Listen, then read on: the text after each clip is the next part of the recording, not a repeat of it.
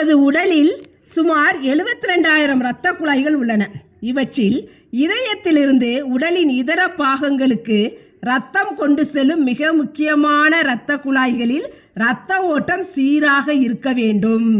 இரத்த குழாய் அடைப்பு என்பது கெட்ட கொழுப்பு, இரத்த கட்டி, கால்சிய படிமம் இவற்றின் கலவை.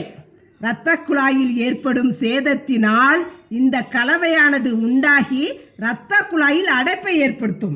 கொழுப்பு படிதல் போன்ற சில முக்கிய காரணங்களால் தான் இரத்த குழாய்களில் அடைப்பு ஏற்பட்டு இரத்தம் உறைவதன் காரணமாக ஆஞ்சைனா எனப்படும் நெஞ்சுவலி ஏற்படுகிறது.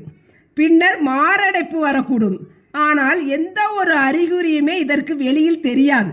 இப்போதெல்லாம் 35லேருந்து 50 வயதுக்குட்பட்டவர்களுக்கு கூட இத்தகைய பாதிப்பெல்லாம் ஏற்படுகிறது.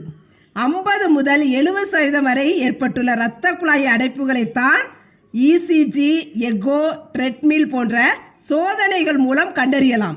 அதற்கும் குறைவான சதவீதத்தில் அடைப்புகள் இருந்தால் அதை கண்டுபிடிப்பது கஷ்டம். இதனால் 30% மக்கள் பாதிக்கப்படுகிறார்கள். இதனால் தான் ஆஞ்சியோபிளாஸ்டி ஸ்டென்ட் மற்றும் பைபாஸ் அறுவை சிகிச்சைகள் அதிகமாக நடைபெறுகின்றன. சீரான இரத்த ஓட்டத்தை உறுதிப்படுத்தும் வகையில் இரத்த குழாய்கள் உள்ளனவா என்பதை பரிசோதித்து கொண்டால் மாரடைப்பு வராமல் தடுக்கலாம். அதாவது 5 முதல் 10 ஆண்டுகளுக்கு முன்பே கண்டறிந்து அதை தடுத்து விடலாம்.